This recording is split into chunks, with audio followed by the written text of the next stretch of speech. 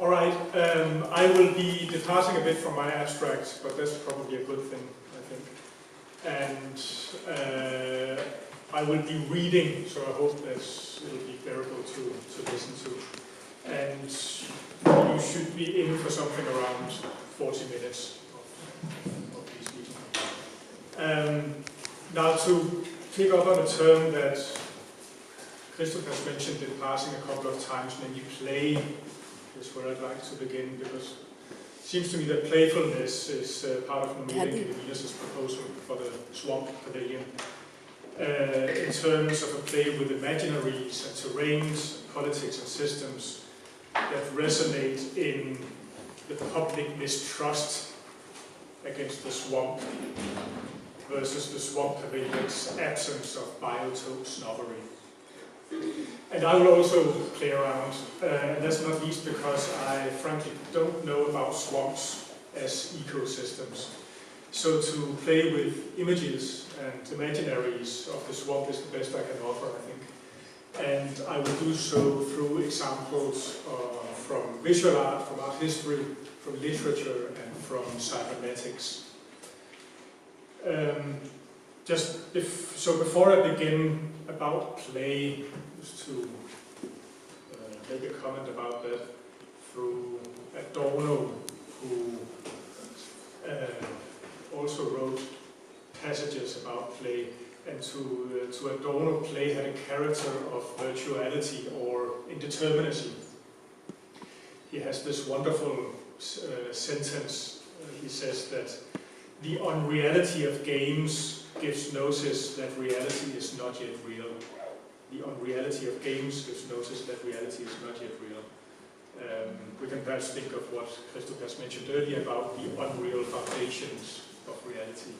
So it's a different perspective on that. Now, the aspects of thinking that to Adorno made thought resemble play represent what he called the unbarbaric side of philosophy. So a blitheness or a cheerfulness that makes thought capable of escaping what it judges, makes thought capable of taking liberties. So to Adorno, play's element of exaggeration, he says, makes the thinker overshoot the subject that she thinks about. And thereby one can create a self-detachment from the weight of the factual, so that instead of merely reproducing being, it can, in a way that is at once rigorous and free, determine being. So in this way, Adorno sees play as something that can indirectly determine what exists and what will come into existence. Or to put it plainly, play allows us to get ahead of ourselves. That might be the futurity of play.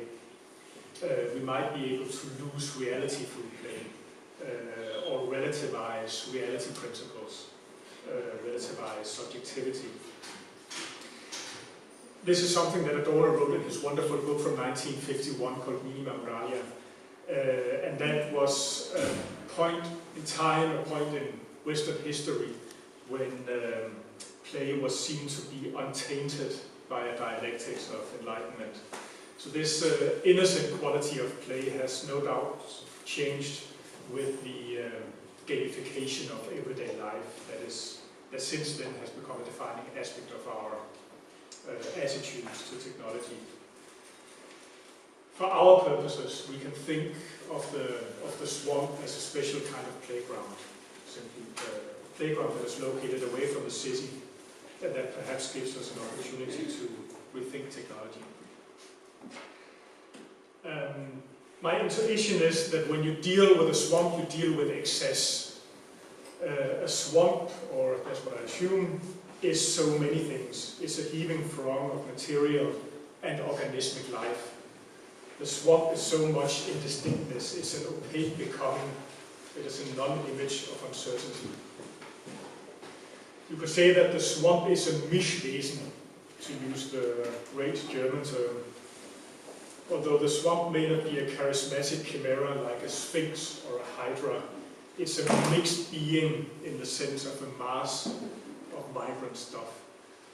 And this entity, this mixed being, is emblematic of the poietic of poiesis, to use the ancient Greek term for bringing something into being that didn't exist before. When this idea is applied to systems, the poietic is no intentional creative act in the sense we would associate it with human agency, but an organization, we may say, or a formation of other life forms.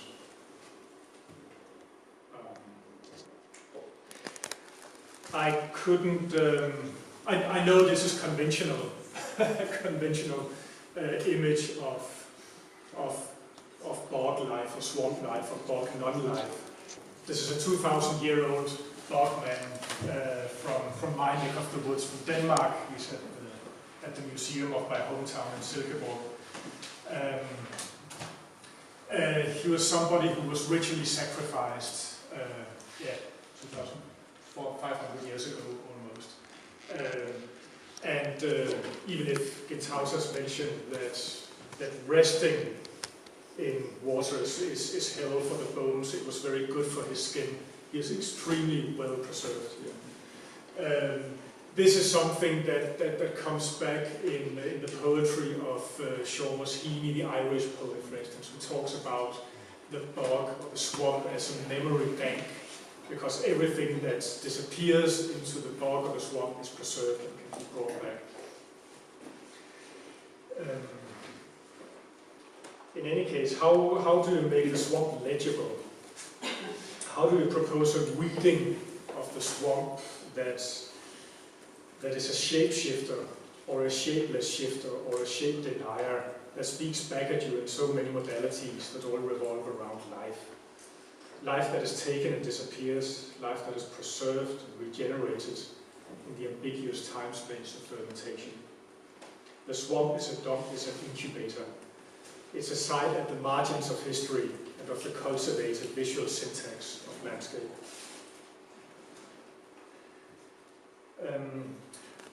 In the following, I'll be plotting my speculations about the swamp around Robert Rauschenberg's installation Mud Muse from 1971. It's an artistic example of an artificial swamp, if you will, that in the manner of Swamp Pavilion proposes swamp synthesis, if you will. Mud Muse is a 60s example, or early 70s example, of creative swamp thinking.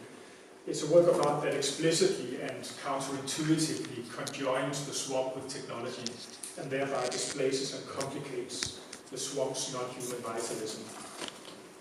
It's also a work that's in the collection of the museum where I work at the Moderna Museum in Stockholm. Now, Mud Muse was perhaps longer in process than any other project of the Los Angeles County Art Museum's Art and Technology program.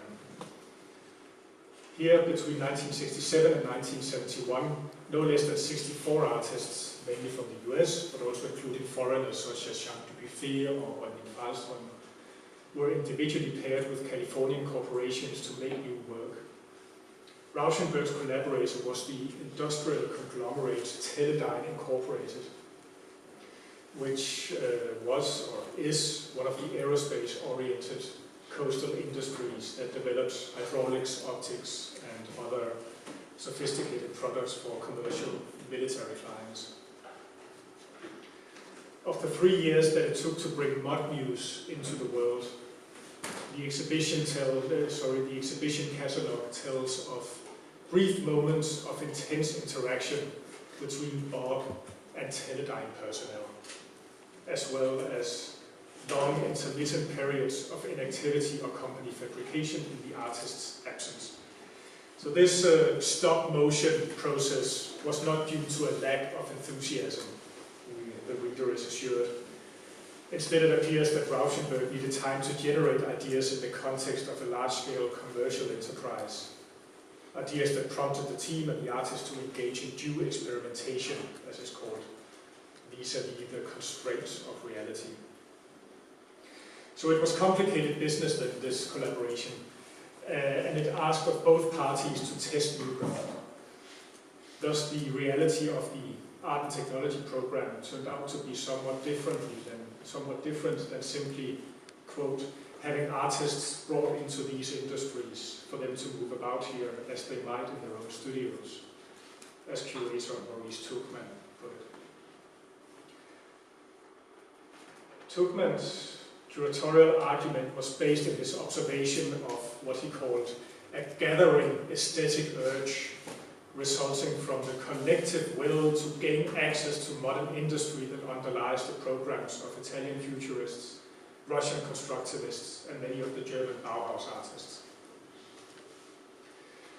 He saw an artistic will that by implication was enabled by post-World War II corporate America as the apotheosis of modern industry, and given the chance of historic realization in and by the art and technology program. So in Tuchman's crypto-Hegelian argumentation, the avant-garde promise of integrating art and life was prolonged or extended in the might and glamour of brands such as Lockheed Aircraft Corporation, General Electric, IBM, or movie industries such as 20th Century Fox. Tuchman's rhetoric echoes that of experiments in art and technology, the artistic network of which Rauschenberg was a founding partner with the engineer Willy Klüver. The two of them here saw their project as an organic social revolution in which altering the design process would alter the character of technological society. A delightfully inscrutable performative installation, Mud Muse's main action consists in a continuous and random boiling encounter between solid matter and synthetic mud. Vibrations from sound pass through air valves to make little ploppy geysers erupt in thousands of pounds of sludge that fills a large vat. Originally intended to be an autonomous autopoietic sonic system, the sound element is in part pre-recorded, in part generated by the installation's response to its own sounds. Or you could also call it sounds for unsounds, to use Steve Goodman's wonderful term for something that is suspect, unsavory, or ignores rules and norms on a sonic plane. To Rauschenberg, the work built associatively on the activity of paint pots at Yellowstone National Park, naturally occurring sludge fountains, so-called because of their strong coloring by oxidation of minerals in mud that is driven out of the earth by rising gases and thermal heat. Mud Muse's ridicule of divine artistic inspiration and its double-edged reference to painting that is not painting align Rauschenberg's earlier debasements of the medium of painting. The artist himself ties in Mud Muse with earth paintings that he created in the early 50s. These were, as he put it, pieces that would literally die if you didn't water them.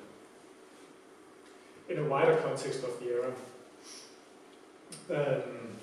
the Situationist painter Giuseppe Galicio's industrial painting comes to mind, as well as Niki de Saint-Phal's summary executions of the medium of painting and his phallocratic master personas. Mud Muse could even be considered a wild cousin to Eugen Falström's meticulous pool paintings from the late 60s. Ultimately, however, painting doesn't seem like an exhaustive critical context for Mud Muse. For one thing, the scruffy intimacy of Rauschenberg's earlier combines is gone. Think of Bed, for instance, from 1955, a work that consisted of a pillow and a quilted blanket that was put on a canvas stretcher frame where they oozed paint as if they were one of Jackson Pollock's colourful hangovers.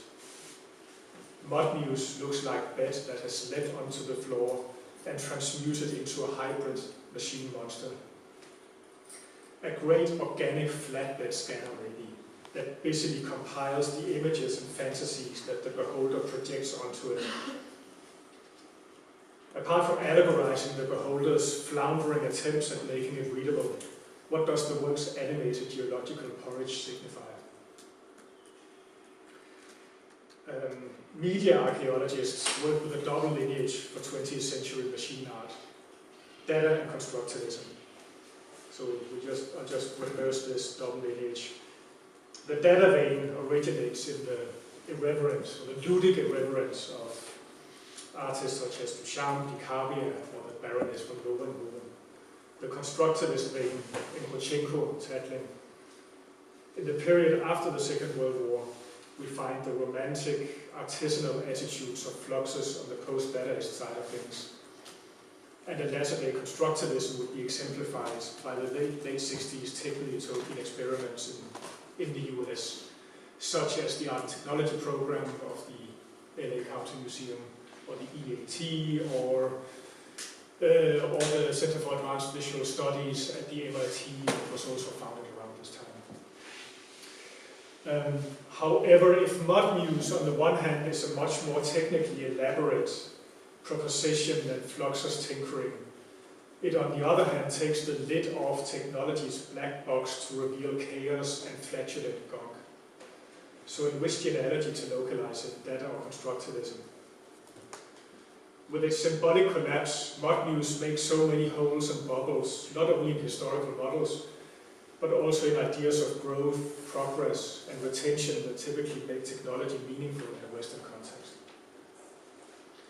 And if the idea of movement in art makes for a third genealogy of 20th century machine art, it's not only that Mud-Muse embraces kineticism's naive elimination of the difference between art and life by making an object move, it happily takes kineticism to the point of plain silliness. Rauschenberg said of Mud-Muse that he had in mind for it to, in fact, interact with the observer. But that's another intention that remains moot or open-ended. Although the first visitors to see Mud-Muse in the early 70s needed no invitation to enthusiastically smear and splatter mud on the tank and in the gallery where it was exhibited. So it had to be reopened with invigilation after cleaning. In the presence of monitors, of monitoring guards, audience interaction is maybe only realized in transgressive haptic fantasies of the mud that is light brown in color and extremely soft to the touch, as the catalog text helpfully specifies. In the place of a direct physical rapport with the work, the feeling grows that the promised interactivity in fact needs to be taken with your pants down. A counter-hermeneutic eroticism or homoeroticism that was suggested by an art critic who called Mud-Muse the interactive work of art conceived as the perfectly responsive lover. Rauschenberg, on his side, frankly acknowledged the lack of content of moral. Rauschenberg frankly acknowledged the lack of content, moral or otherwise.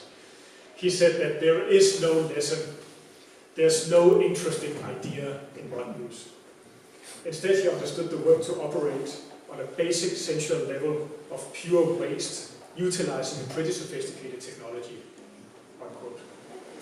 So with no artistic gesture to wise you up, Mud-Muse is all sci-fi-like novelty and profane nemesis, a technologically mediated connection between the scatological and the eschatological.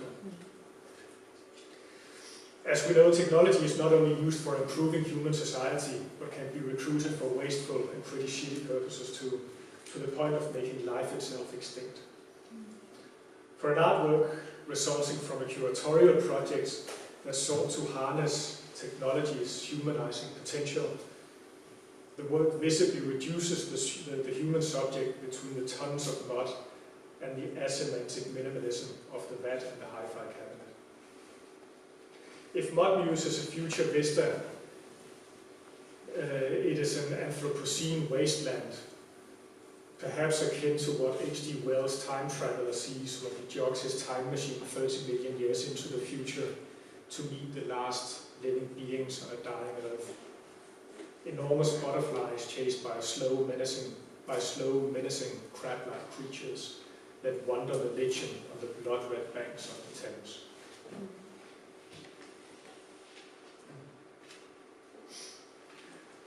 the overall aims of cybernetics was to forge a new unity of the sciences that may understand and control the workings of the human mind by engineering an artificial brain. The human mind must be mapped and rebuilt in order to curb the destructive potential of human culture. We can understand this as the para-humanist aim of cybernetics in the wake of the destruction let loose in the World War II. A founding father of cybernetics, the MIT professor Norbert Wiener, proceeded in the years after World War II by way of functional analogies between human and machine, nervous system and electronic circuit, mechanism and impulse. In this way, in its more challenging articulations and experimental articulations that took it beyond its mundane role of a new kind of control engineering, cybernetics did not differentiate between mind and computer. In general, the cybernetic deconstruction of binaries can be connected to the unworking of the ideology of the modern that became intellectual sophistication much later. Christopher has also mentioned this.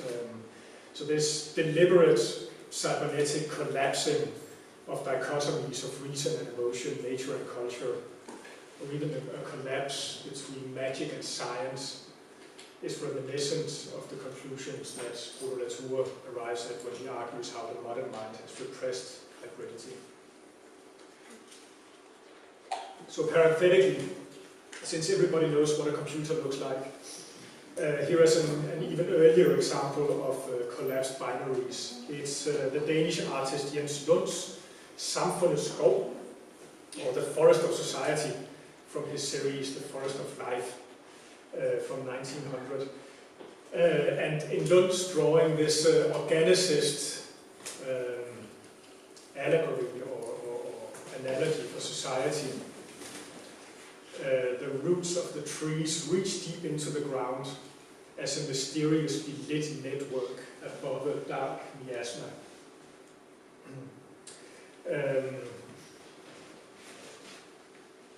Perhaps Lund's drawing shows society as a gigantic apparatus of laws and relations, as Robert Musil, the Austrian novelist, wrote 30 years later in The Man Without Qualities.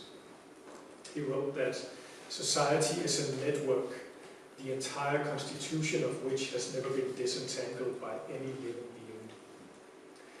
In any case, I'm bringing this up because maybe we can speculate through this that there is a symbolist genealogy that lurks behind Norbert Wiener's writings on cybernetics and behind our imagination of a connected or hyper-connected society that is characterized by the incomprehensible mechanism of a net, as Robert Musil put it. So I think the swamp also allows us to think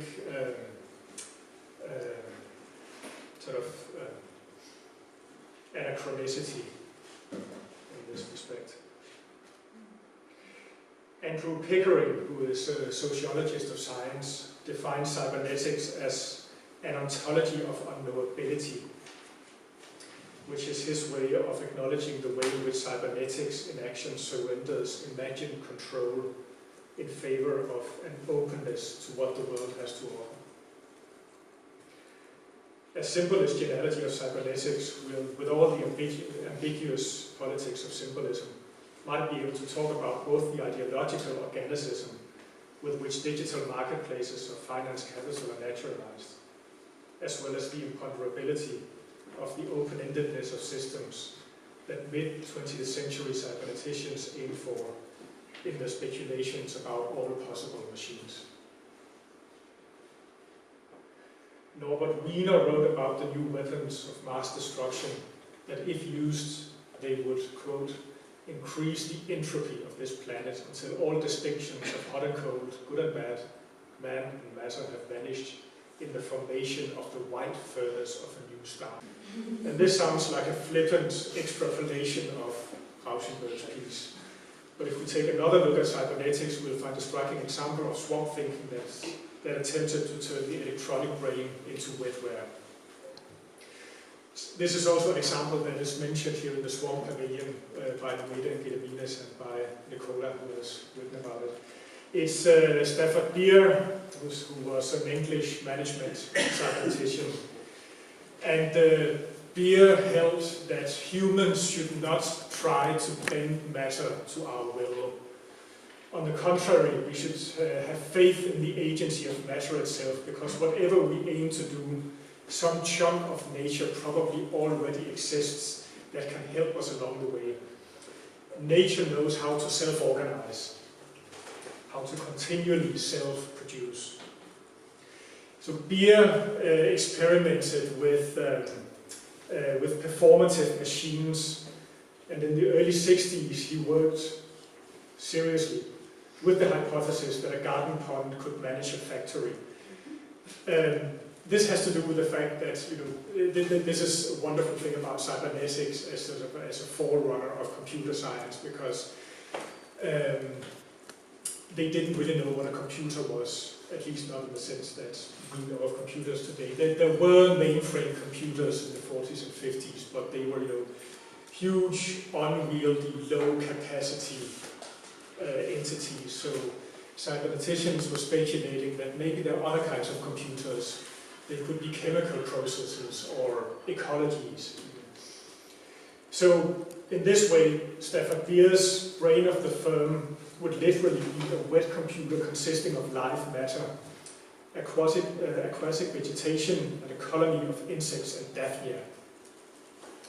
And Beer didn't arrive to this strange idea because he thought that his garden pond was cleverer than a human executive. His analysis was that since the economic environment is so complex that it's ultimately unknowable, it necessarily challenges human cognition. Biological systems, on the other hand, can solve problems that are beyond our cognitive capacity by adapting successfully to unforeseen fluctuations. So for the biological computer, solutions to problems simply grow, as we said. So if we could somehow interest his garden pond in the running of a company, for instance, through some metabolic reward, his conjecture was that you would have a powerful thinking machine. So this garden pond, or the viable system, as he called it, was his own small version of an intelligent ocean.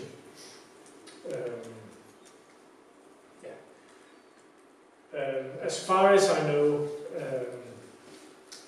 Beer's visionary proposal never worked, and maybe it's an idea for the future, for Futurity Island. The question is if it would make for a radically sustainable business model or the final naturalization of capitalism.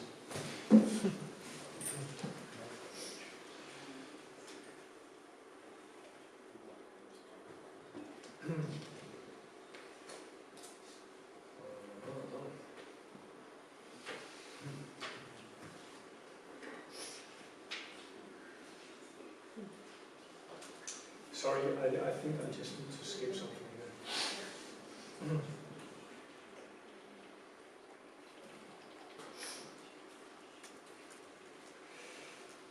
here. Yeah. I would like to declare mod news a kind of dadaist techno-cosmology that plays with our everyday mythologizations of technology.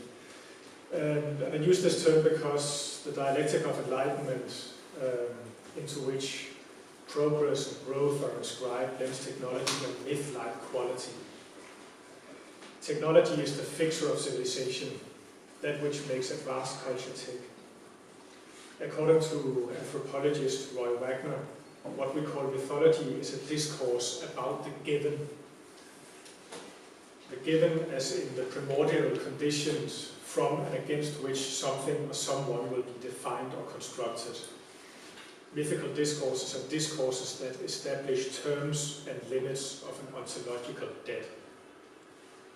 In the Anthropocene, it seems that only artificial intelligence and synthetic life offer imaginable ways out of the planetary ontological debt made by humans. In this way, the conviction that we can distance ourselves from technology as an object of substance continues to create transcendent loops around it. Technology is evoked as a mover of human history, at the same time as it is seen to be in excess of this history. It's both what indexes human lack and makes us more than human, what makes us contemporary subjects, and what may allow us to surpass ourselves as such, and so on.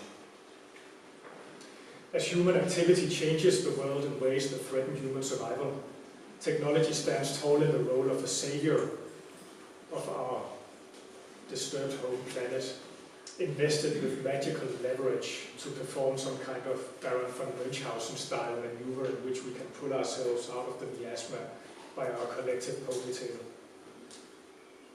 If the 20th century understood technological progress as a means to harness the changeability of human capacities, Mudmuse feeds this ideology to itself by showing how it basks in the after effects of our technologies, and how it's imperative that human civilization is willing to change. So what is the ethical direction of change that should be brought about? Here we can take our cue from Mudmuse's celebration of wetness, indistinctness, and tactile temptation, to consider the epistemological and ecological imperative of the symbiotic and of symbiotic being.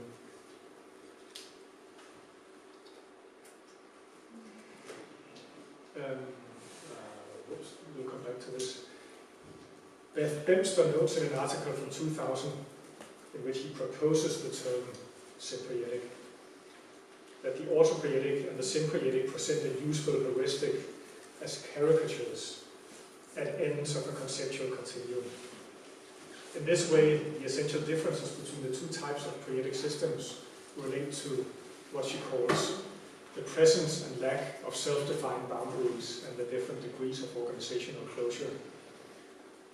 Autopoietic systems have self-defined boundaries. Symbiotic, collectively producing systems do not. Autopoietic systems are self-produced. Symbiotic systems are organizationally agile. Symbiotic systems are evolutionary, distributively controlled, unpredictable, and adaptive. So while autopoiesis has been applied as an organism metaphor, symbiotic emphasis is on systemic fusing, on being together, or sharing company between and across entities that have grafted themselves onto each other or otherwise allied themselves. So the symbiotic is the togetherness or the mess or the mesh of life. As biologist Lynn Margulis writes, symbiotic interaction is the stuff of life on a crowded planet. To biologist Scott Gilbert, symbiosis appears to be the rule rather than the exception. This implies that nature may be selecting relationships rather than individuals or genomes. When the unit of evolution changes in this way, almost all development may be co-development. In a recent article, Caroline Jones coins the term symbiontics, that she understands as an overarching analytic and direction toward which to aim our cultural evolution if our particular forms of consciousness are to survive, our human forms of consciousness are to survive. Jones builds her argument on Lynn Margulis' research into evolutionary and theoretical biology from the 60s that explained how differentiated human cells arose through ancient symbiotic mergings, life forms that have totally merged into single collaborative cells. Margulis' hypothesis about the symbiotic origins of multicellular life challenged Darwinian morphologies of evolution in favor of horizontal transfers of genes from hosts to symbionts, from macrobes to microbes, and vice versa. Jones argues that this makes hash of Darwin's survival of the fittest.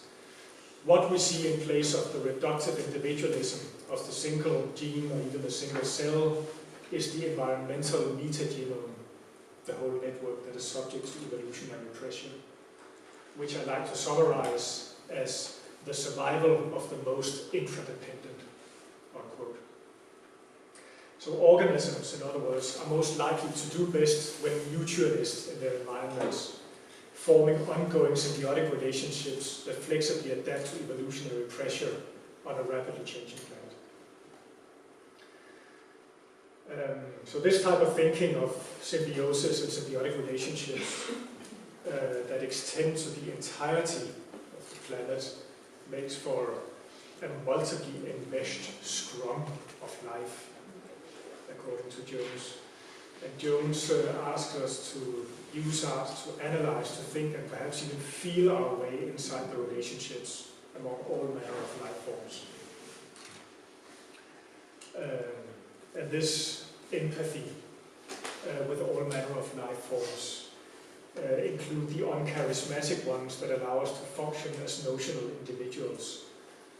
This includes the fungus that ants need in their nests, or the bacteria that humans need in our guts, as well as the bacteria that through symbiotic relationships with proteins inside human cells yield our auditory cilia, our taste buds, our tactile heat and pressure sensitivities, and our olfactory detectors. In other words, try as we might, we cannot sense all this subsensorial life. It is that type of life, it is these subsensorial alliances that allow us to sense anything at all, thus allowing for human consciousness to emerge.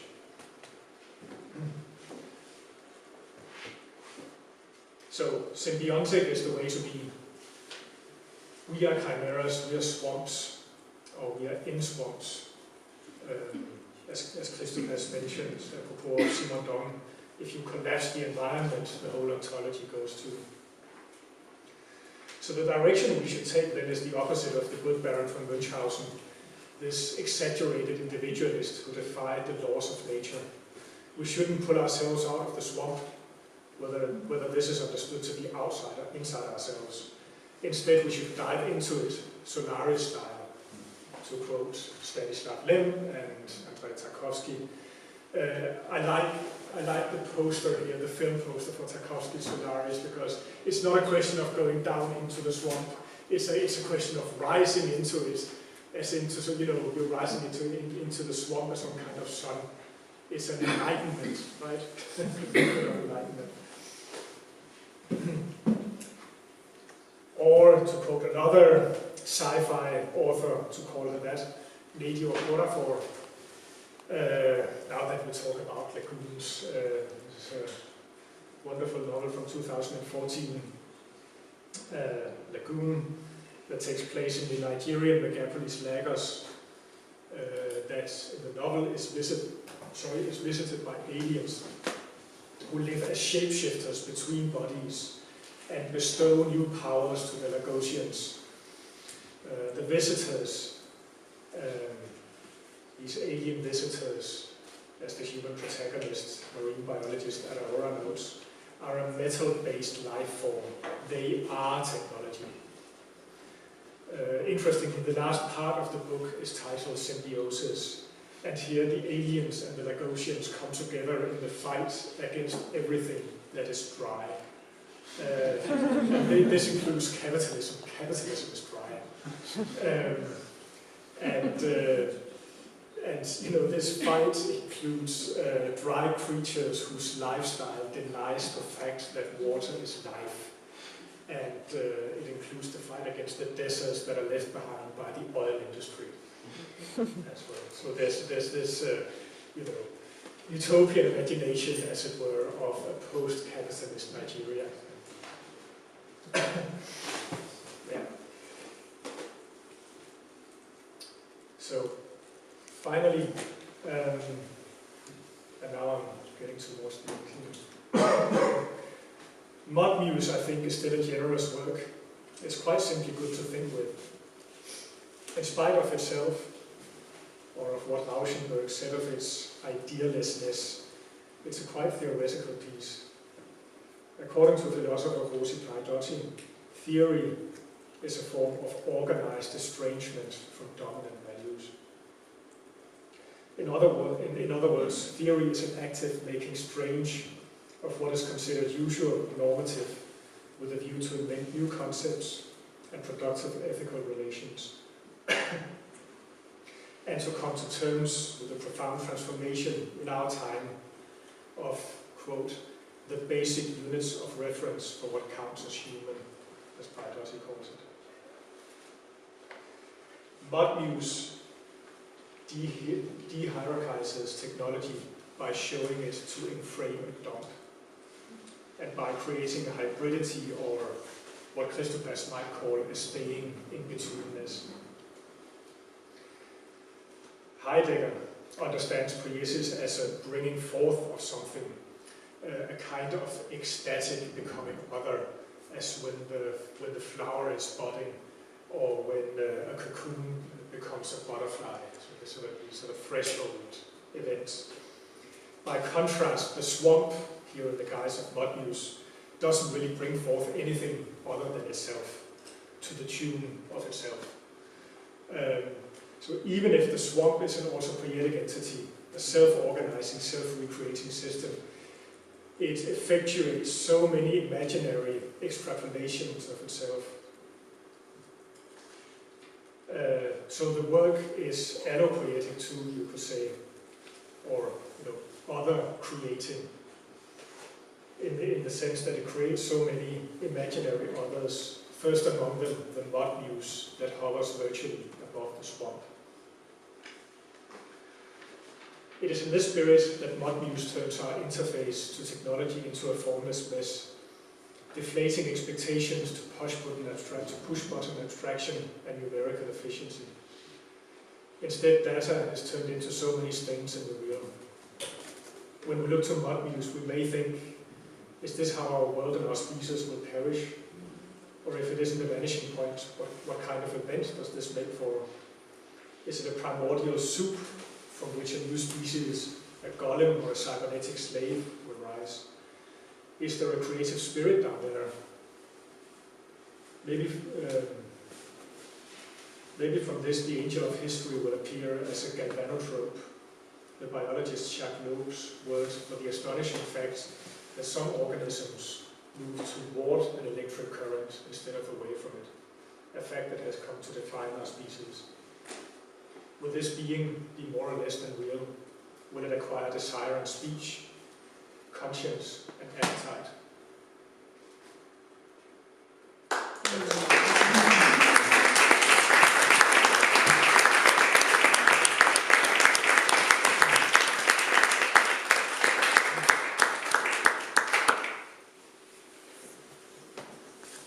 And now I start to think in the context of your presentation about what is not a SWAM. And for me, first of all, I remember that many ecologists, and in Nordic countries, ecologists that never call pollution or some bad garbage, they never call as a SWAM. It's not pollution, it's not SWAM. And wet garbage is not as well SWAM. Or, for example, mass caves, mass graves, mass cave of people in the Second World War, Nazi concentration camps in Gulag. People never call as a SWAM, or SWAM tomb. It means that a SWAM ordinarily is presented as from something what clean us from dirty, from pollution. SWAM clean water from pollution. And in my question, what is simulacrum? First question: what is simulacrum of falsification of SWAM? What does mean? Simulacrum and falsification of SWAM, and why, how do you think that many of contemporary people call as a SWAM many of garbage, for example, wet garbage of something, pollution, this is like called in poetics, this is like SWAM. From the other side, I don't agree that, I don't agree that SWAM, we could consider SWAM as a water plus an earth. SWAM is some special fauna, special flora, this is very there is, it's stored, for example, from the Swan is always processed from semi-liquid condition to a turf, a special, materials, always like, involved. And even in neurologists, they consider this liquid in our heads, which exists between the neurons. This plasma is very strange and active, like a swamp. They're always in some static situation, but when some bacteria or viruses came to our brain, this plasma starts immediately very active, to kill this bacteria or viruses similar to our blood. This is, I would say that, but in any way, after all these comments, just only one question. What is simulacrum of falsification? What is it, simulacrum of falsification of a swan? Who lies when somebody calls swan?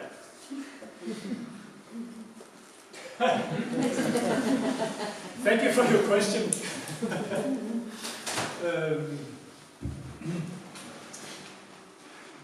I think I like your expose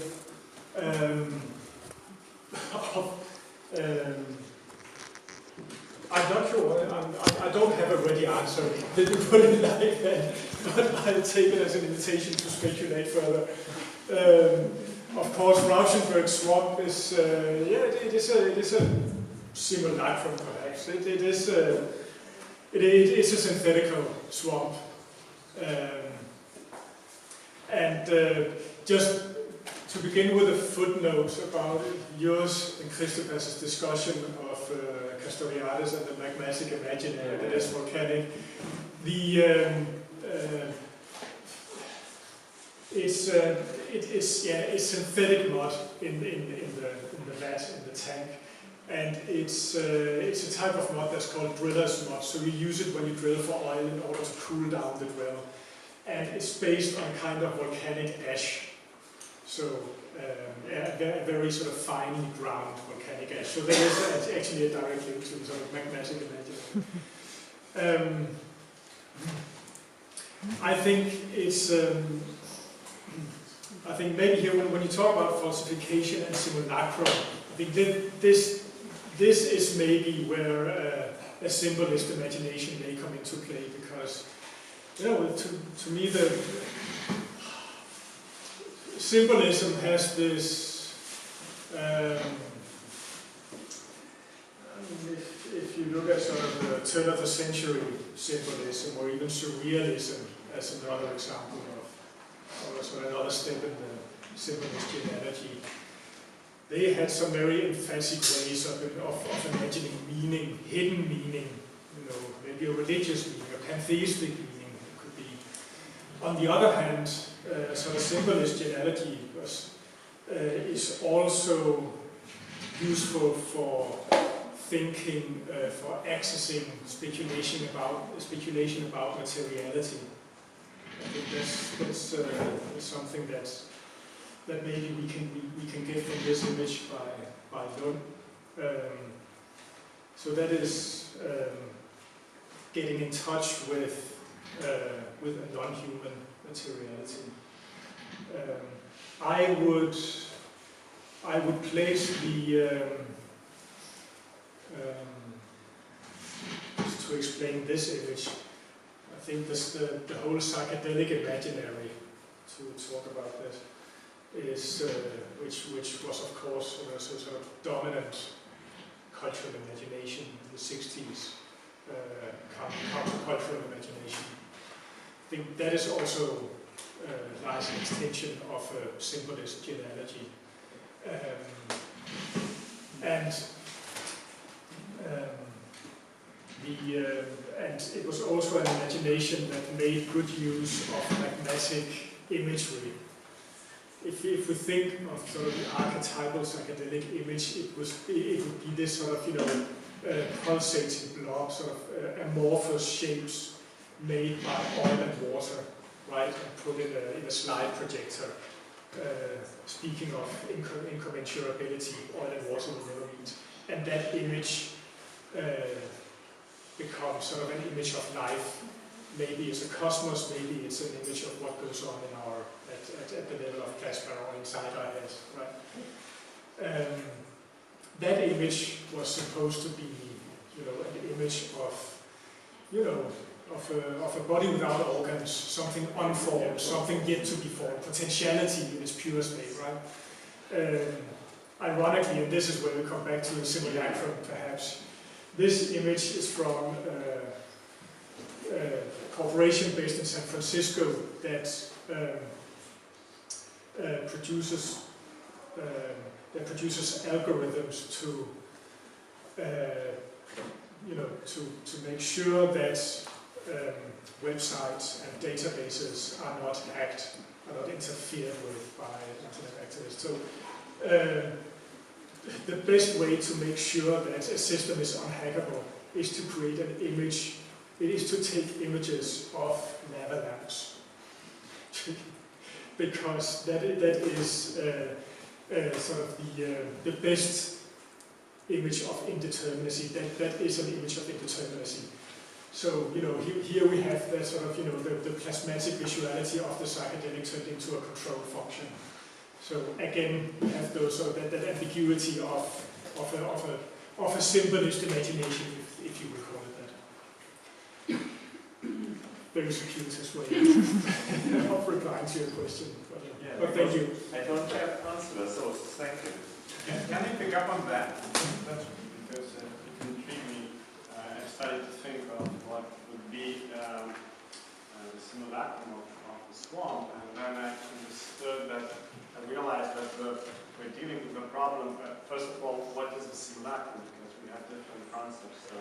We have Baudrillard, who is obviously working into a Platonic paradigm, bringing it further between original and a copy, where original doesn't exist anymore, and there are only copies, to simplify it.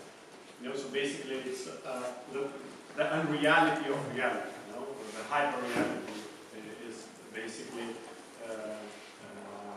the sum of simulacra. But when we think of Deleuze, for example, he has a completely different take, and for him, simulacra is basically the way of production of something new that you know, it encapsulates the creativity in itself. So my take here would be along the lines that Lars proposed. That I think maybe this is the false distinction, because I think that in terms of poetics, we can speak about auto Sym Alo, that you know, this triple use that you proposed.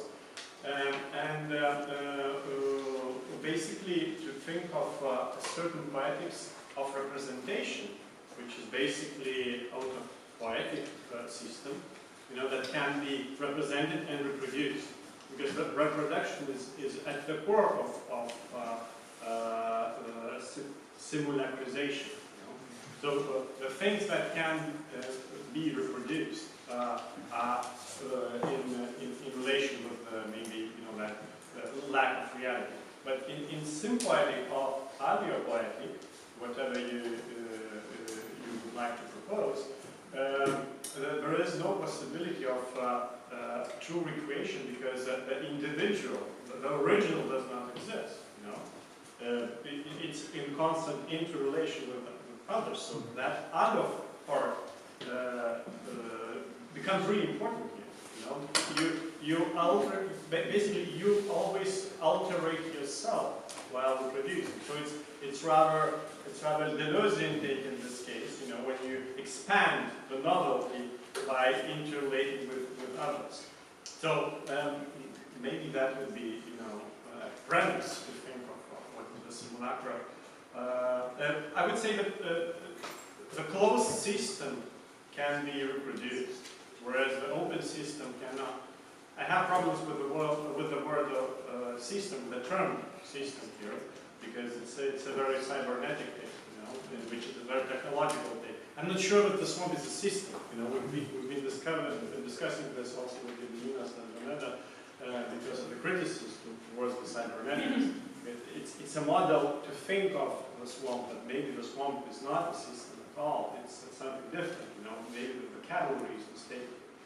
But if we still are stuck with that old vocabulary, so basically the autopoietic system can be reproduced, whereas symbiotic cannot. You know, it can only expand, grow, and diminish, and change. I would like to pick on that. Can you please put the Stauffer-Bears diagram? Because I think The viable system. yeah, the viable system or brain of the firm. So I mean, he worked from I think 1962. He started working on this particular project, and there are many. You can find like really at least dozens of versions of the same diagram. And I mean, I have laser here for tomorrow. You are an equipped So picking up on on the future. this is a birthday gift.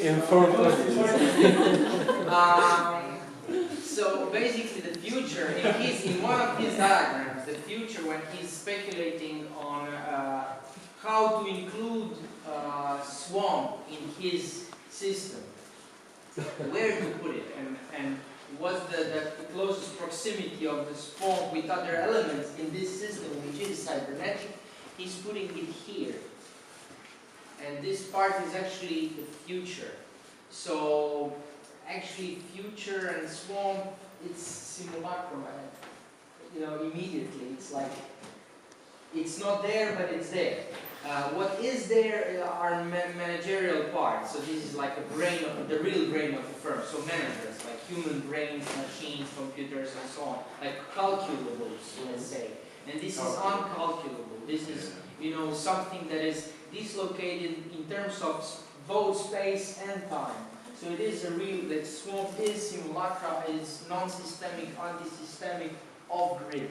But bringing these two, not systems, but ways of thinking about systems, means really intervening with swamp in the viable system in order to really find what is viable. So in terms of heterotopia, really swamp becomes something in between, something that is outside, right? Something that is we can like immerse our hands into it, and you know there is a viscosity to swamp, but at the same time it's not there, and we are not here, and this is this is material, but this is something else at the same time. So this kind of speculative material non-materiality that we are discussing here, and viscosity of swamp is very potent space to exercise, design, speculation, architecture, and art. And this was like triangulation between these terms of simulacra, system, and non-system organicity is something actually that was base of the intellectual base of the pavilion. So very relevant discussion. Of course, this model was the model layout for the model on the entrance that Lars also showed.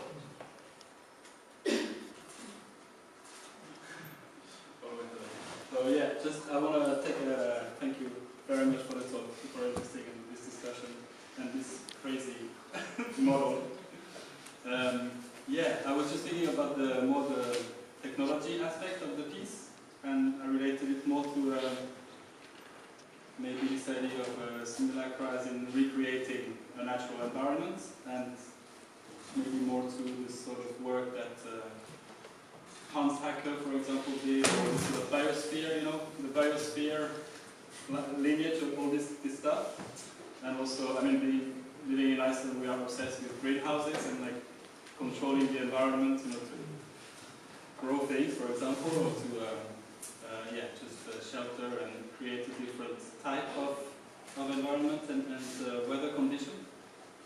Yeah, and I mean, I've been looking into greenhouses a lot, and then I met somebody, a researcher, who told me something I never thought about greenhouses. That for her, Eva Vesetar is her name, she's an architect, and she was telling me that for her greenhouses were like the extreme, or like biosphere, this imaginary, was really the extreme version of modernism, as in like this idea of separating ourselves from the environment and having a very close, controllable environment. And so, I mean, I'm sure this is not the intention of Raschenberg, and the fact that it shows mud, as you explained very well, is very, points towards a totally different use of the technology.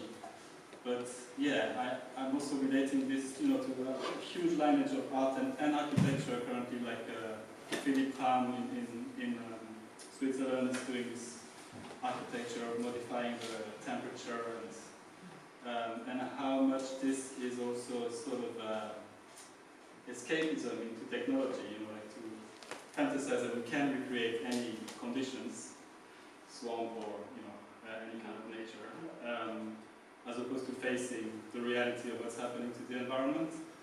And yeah, it's just a reflection on this kind of art. I mean, there are artists specifically in Iceland that specialize in this kind of huge scale reconstitution of natural phenomenon, but at the same time, largely using money from corporations that are damaging the environment. So I think for me, this is where the interesting point is. It's like, this recreation and the power we have to recreate the environments versus actually using the technology to face, the damage that we've done in a way. And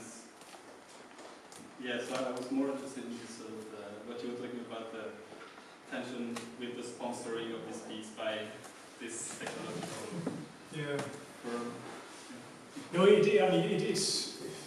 it's a very interesting piece in itself. Also because it's sort of it's not a typical Rauschenberg. It's sort of he sort of goes beyond himself in that. So very, very different from what he's done in the past. So in a sense, it liberates Rauschenberg from himself, which is a nice idea, I think. It's a great piece in itself. It's a great piece to think about its conditions of possibility, the way that it allows you to talk about the social context of technology and how close war is. For instance, Teledyne Incorporated did produce technologies that were used by the American Air Force in Vietnam at the time. So when the work was presented in Stockholm, when it was acquired by the museum in 1973, it was shown with other a series of other works mainly by North American artists, and there was quite a confrontation about that between the museum and activists who saw it as a sort of as a compromise as a silent endorsement of the military-industrial complex. The museum refused to comment on that, so that tension was reproduced when it was shown there for the first time. But then, it's also not to fetishize it, but it's also a great piece to think with just because of its aspect of pleasure. And there's something I tried to hint at the beginning where I talked about play, and I think it makes you laugh, it makes you happy when you see it. And that's also because, like Rauschenberg was liberated from himself, perhaps, and his own authorship, and his collaboration with the Teledyne engineers. You are liberated from expectations to authorship, or to spectatorship. As Rauschenberg says, there's no idea there. There's no point. It's a big, complicated installation that makes farty sounds. It's silly, but also I think what's interesting is that there's, play, as we used to think, it is an anthropocentric concept, right? Humans play, yes, but also effects play. You know, when you short-circuit an autopoietic system, or effects come out to play, right? When you create a positive feedback in a system, you create a feedback line, for instance. That was something they used a lot in the 60s in acid rock. So also effects play, and that is very interesting to watch. That's a contact with the non-human where we can let go of ourselves as human beings.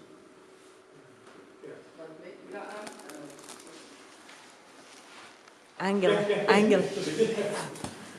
I'm wondering how in this conversation we could include dead humans, if there are humans. When we are dead, if we are still humans, I don't know, or animals, and when you separate yourself from yourself, in some cultures you are going to the land, and then you don't know what happens to it. So graveyards are kind of representation of dead people, but what are the other places? Maybe the sea, I don't know, sailor. So what happens in your body when they throw you in the sea for, I don't know, during the war, or migrations, recent migrations, a lot of people died on the way to somewhere, and they are buried in another place without name, without identity, without. And also in some occasions, for example in Sarajevo during the war, some graveyards were made within the neighborhoods, and then after the war they moved, I don't know, bodies, bones, something, from one place to another. And even in one city, I will show on Thursday in Mostar, that you have empty places. So there are these city graveyards that are kind of empty holes now. They didn't do anything with this. So this kind of environments where you, I don't know if we are disappearing or what is happening in this case, and how you could, I don't know. There's actually this field in the States. Do you know this? Sorry, reminds me. There's a field in the States where they're putting bodies to decompose. I forgot the name. It's like it's an experiment to. Sorry, it's a bit morbid, guys, but we're getting into this. There's a photographer, Sally Mann. She made photography. So it's just like a natural field, and they leave bodies outside to decompose. Volunteers, I guess, just to study what happens in this, you know. And it's Living volunteers. Well, people who donate their bodies to do that.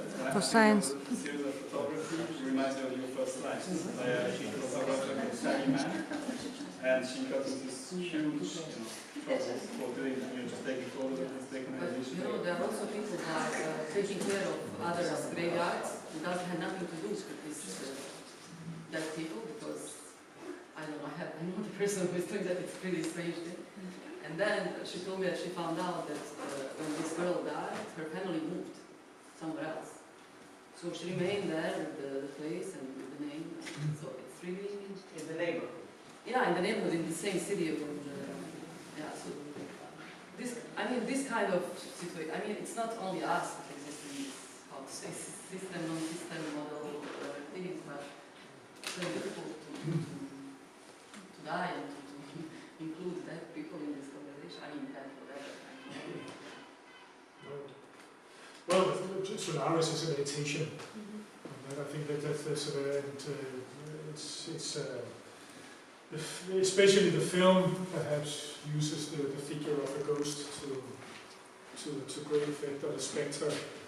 And I believe that the ghost is a very positive figure, sort of effectively and epistemologically as well. I think the ghost should not be exercised.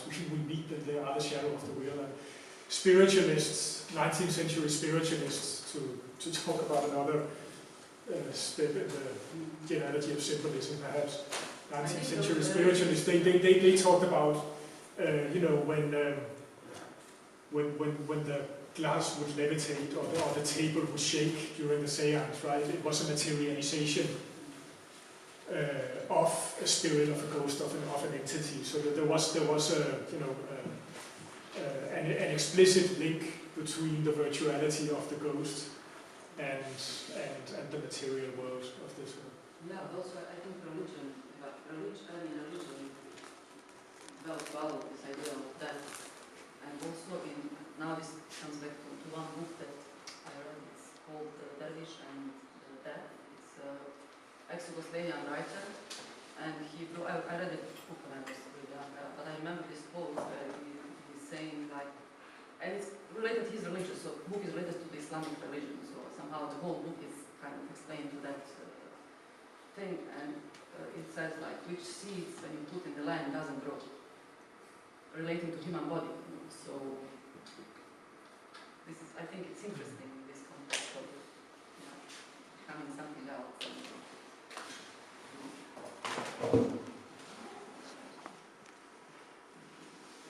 I just wanted to say that actually you said that Rauschenberg was freeing himself from himself.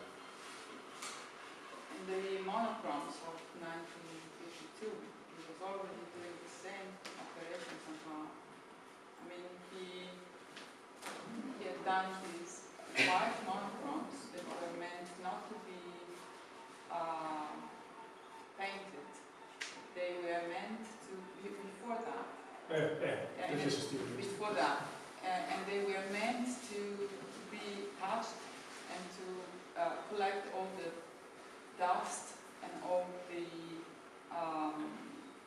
seeds that they put, and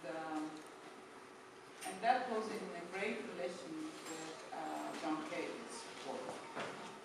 And I think that when I see that, I can't but remind that it seems to me like a liberation from Joseph Albers, because Joseph Albers was one of the professors at the South Carolina College. So, I mean, these squares, like, it's so clear that there is some Albert in it. But this comes together with the friendship with John Cage and the event that the two did together, the first performance that John Cage organized at the Black Mountain College. And that event was a collective event, let's say autopoietic. Everybody knew what to do, but they were also free to act in a set, determined way. And in that same year,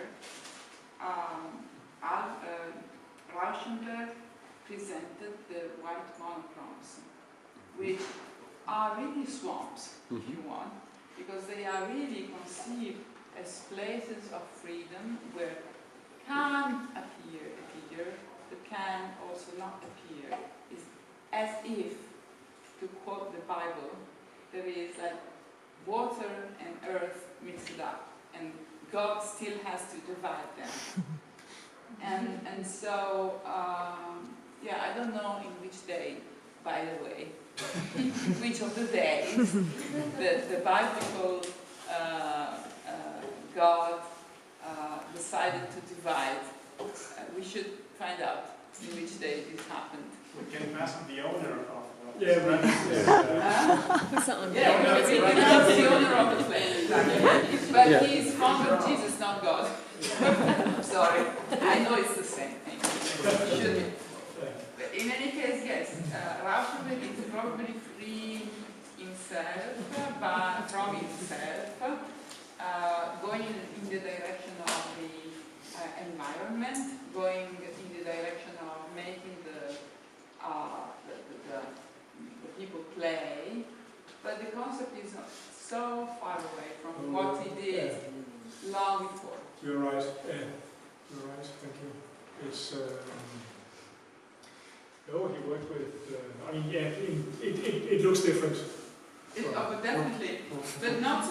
But the attitude and that's the magic. That sort of deliberate disappearance of something. So erase the Kooning is another way of Yeah, exactly. giving the paper back its virtuality. But the idea of a monochrome as a virtual space Also one note regarding this work, very pragmatic and functional, but the framework of this particular work is industrial. That should be pointed out once again, you know, because I think the curatorial concept was, if I'm not wrong, that selected artists should find in some factory or some company, They were matched with the corporation. Exactly, and worked on the project with exactly.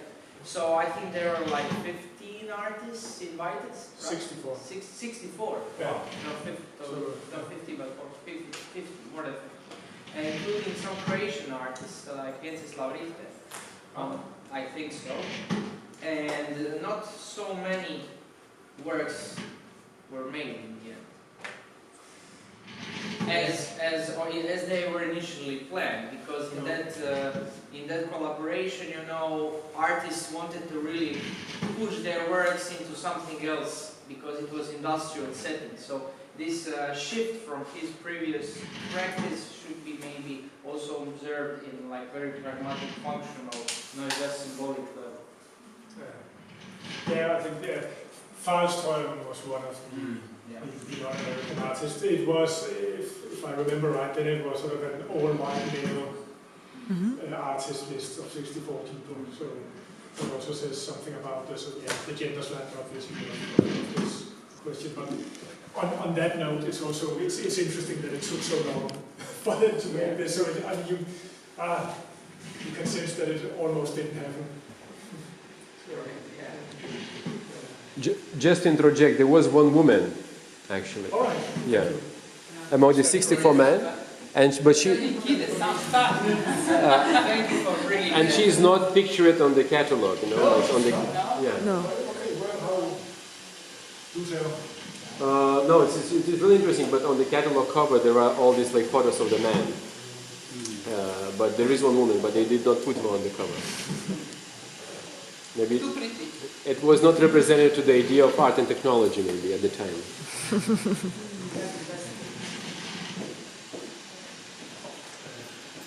Yeah. Thanks for your great talk. Just a quick question about the way that you're using the notion of mutualism from Carolyn Jones in her idea of symbiontics. And I was interested how that becomes a particular way of thinking about the organic and the political and the cybernetic and the technological. And I think one of the things that Lynn Margulis, if I remember correctly, said is that we tend to privilege ideas like mutualism when talking about various kinds of relationality. But parasites, for instance, are very successful forms of relationality, and there are many other kinds of relationality. So I wonder about this kind of idealizing of mutualism that you're picking up from Jones, and then perhaps reading through the organic, and it's also coming the other way through symbolism, through a kind of romantic harmony and balance, and then what that means for a kind of ethical political order that's being put forward. Thanks for that question. It's this is only half the story. You're right about that. Especially when we talk about art and aesthetics. I mean, Christopher, as you also mentioned it in passing, there's sort of the danger of harmonizing. And I think when harmony enters the fray, or idealization enters the fray, not good. Definitely not when we talk about the politics of an art world. It's one concept that is important, perhaps, in all of this. This also relates to cybernetics. Is in the symbiotic relation is irritation. I mean, to have a parasite is enormously irritating. I mean, it's not a. I mean, we tend to, in everyday language, symbiosis is sort of, you know, an equal. It's a oneness, right? It is the harmony. But symbiosis is a very active negotiation, and there is irritability in that relation. Norbert Wiener, in his book on cybernetics from 1948, he quotes Schrödinger, please, who defines life in terms of irritation. You know, a certain threshold of tolerance, which is an interesting notion. And that, I mean, to stay in the post-war era, there was a mindset that was very strong politically around that time was holism, obviously, as in Rachel Carson's writing, Buckminster Fuller's idea of spaceship Earth, yes, Martin Luther King as well, the beloved community, as we call it, which was also, you know, which also aimed at, an idealized stasis. But obviously, this holism informed the political struggles of the 60s. So there's,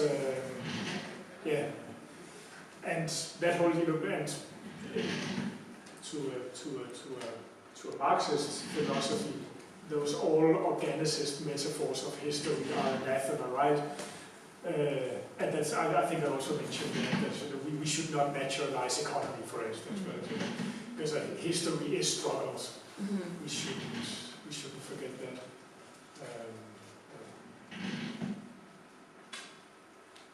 Also, if I may interject here, going back to Donna Haraway and the kinship, the concept of kinship, where basically you have to make your kins, but you have to eat them raw. You know? So it's an ethical approach, which I think links us also to the indigenous thought, where you constantly, you know, there is no vegetarianism or there is no those eco-mind in indigenous thinking. You know, but you're constantly negotiating with nature. You don't eat certain food for a certain amount of time, or you're allowed to be eaten. I mean, you're constantly, you know, in a kind of dramatic relationship with nature, to use the old term, you know. So basically, it's not a harmony at all. It's being, you know, allowed to be affected under certain conditions which have to constantly change. Because, you know, you are eaten by your kins and you eat your kins. Basically, it's that kind of disbalancing balance, you know, the sustainability, which is a constant disbalance, I would say. And I just wonder if that gets at the sort of power relations that are really having to be negotiated in many different kinds of relations. Yes. Yeah, I think so. Sort of flat ontology. I mean, that's an interesting point, because I think this, the question of hierarchy comes into play, you know, on what conditions you negotiate. So, and here I think Rancière is really useful when he thinks of syntactical and protactical structures. So basically, you know, when you have this one representation, one version of power relations, it's always syntactical because it has a center. But then, you know, there is a model of parataxis, which basically is not having the center. You know, it comes from rhetorics, but or from also modern literature, like you know, the cases where Beckett wrote "Not I." If you remember the piece where there were no, basically there are no centers of phrases. You know, so you have to create the links between phrases by yourself. So I think this paratactical model, which is more horizontal, as you say, because it's not imposed, it should always be as an option, but it is very difficult to really fulfill that model. So it's constantly renegotiating the new power structures from syntaxis to parataxis, I would say.